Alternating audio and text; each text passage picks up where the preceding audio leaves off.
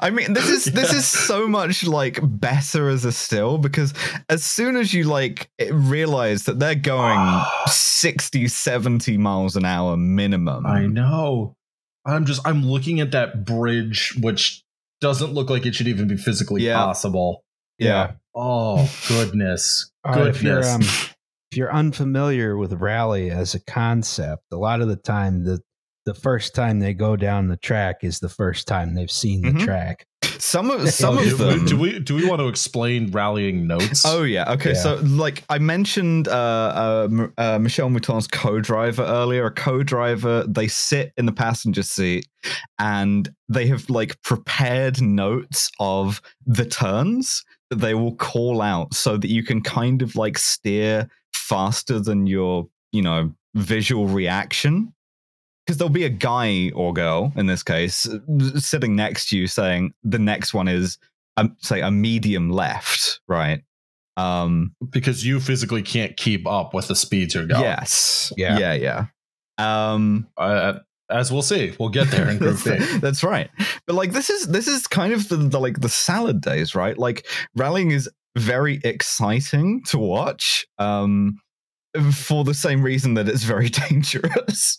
This is the fastest it's ever been. Before this, rallying was kind of like, you drive a Mini Cooper, right? Or like...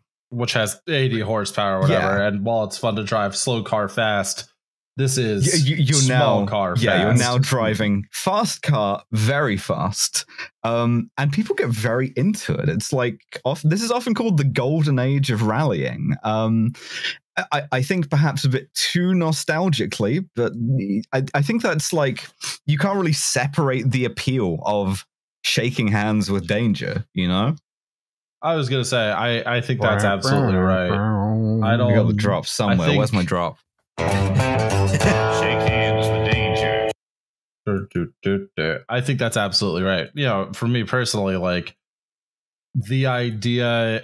I think because like so many people watch whatever NASCAR for the crashes or whatever, but like the spectators and sort of being inches from death constantly does make for like very visceral images, as we're going to see in the next slide.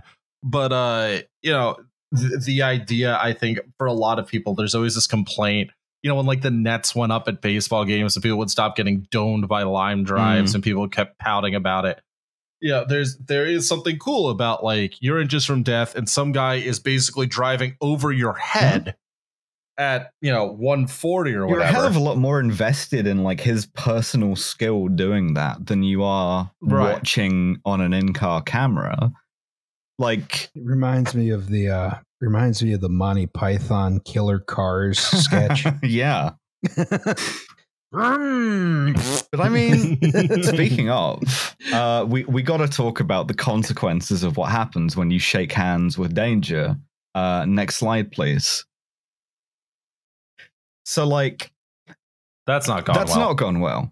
We've actually seen on a couple of the like spectator slides what this car is supposed to look like. The accident rate goes up catastrophically fast. I feel like that fan on top of the frame shouldn't be there. Yeah. The Tour de Corse, the Rally of Corsica, is notoriously dangerous. It's like that was the last slide, I should have said. And it kills this driver, a very talented driver called Attilio Bettega in '85. That's his car. You can see it's just been staved in on the driver's side. His co-driver's fine, like walks away from it. And there's like constant near misses of spectators, like the finger thing, of drivers.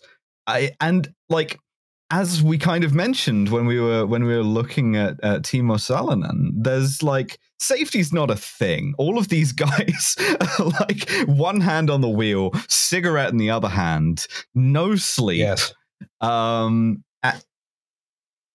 Probably some cocaine. Yeah. So look, their bodies are mostly cocaine at this point. Not as much as maybe in the early 1900s. The Ford Works team was running a cocaine smuggling racket on the side.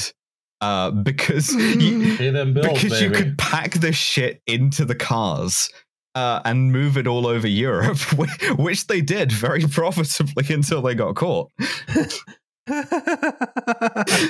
So, yeah, I mean... Don't hate the player, hate the game. That's right. And, like, while this is happening, the spectators are still doing their thing. Next slide, please.